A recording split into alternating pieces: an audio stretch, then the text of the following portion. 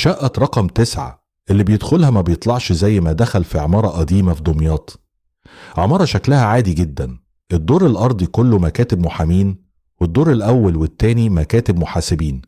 بس لو ركزت شوية هتلاحظ حاجة غريبة، الدور التالت كله فاضي، ولا مكتب ولا شقة مفتوحة، بس باب واحد عليه رقم باهت مكتوب عليه 9. الجيران بيسموها الشقة اللي بتاكل سكانها.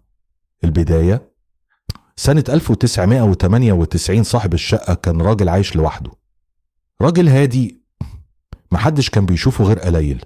في ليلة من ليالي الشتاء العمارة كلها صحيت على ريحة شياط طالعة من الدور التالت. لما كسروا الباب لقوا الشقة كلها سودة من الحريق، والراجل كان متحرق بالكامل جوه الصالة. الغريب الحريق كان في نص الأوضة بس، باقي الشقة ما مسهاش نار. ومن يومها الشقة اتقفلت، بس الظاهر الحكاية ما قفلتش. أول محاولة سنة 2010 سمسار قدر يقنع عريس وعروسة يأجروها، قالهم الشقة واسعة ورخيصة، فرصة مش هتتكرر. دخلوا الشقة وفرشوا العفش وبدأوا حياتهم. بعد أسبوع واحد بس، الساعة كانت 3 الفجر، الجيران صحوا على صوت صريخ مرعب جاي من السلم. لما خرجوا لقوا العريس مرمي على الأرض، وشه أبيض زي الورق وعينيه مفتوحة على الآخر.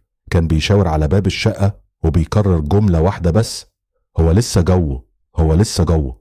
ومن بعدها العريس دخل مصحة نفسية، والعروسة اختفت من يومها.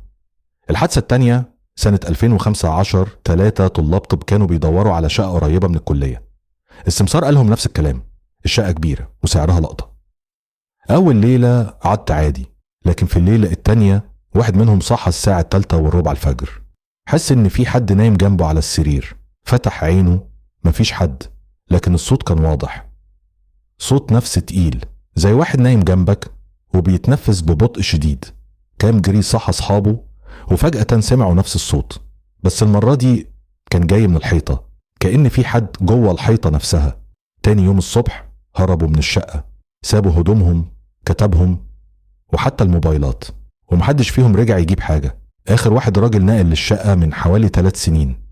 الجيران شافوه داخل الساعة 8 بالليل.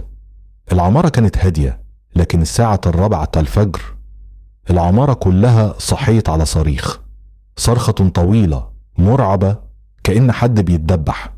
لما كسروا الباب لقوه قاعد في ركن الصالة، مفتح وعينه، وبيشاور ناحية الأوضة اللي اتحرق فيها الراجل سنة 98. بس ما كانش بيتكلم، ولا كلمة ولا صوت. ومن يومها الراجل فقد النطق تماما. النهاردة الشقة مقفولة بشريط أصفر، والباب متقفل بالحديد. لكن في حاجة الجيران لاحظوها، كل ليلة بعد نص الليل بتطلع ريحة شياط خفيفة من شباك الدور الثالث، مع ان الشباك مقفول بخشب من اكتر من 20 سنة. ولحد النهاردة في قاعدة مشهورة بين سماسرة دمياط، أجر أي شقة في العمارة إلا شقة رقم 9، لأن الشقة دي مش بتاعتنا، دي بتاع اللي مات فيها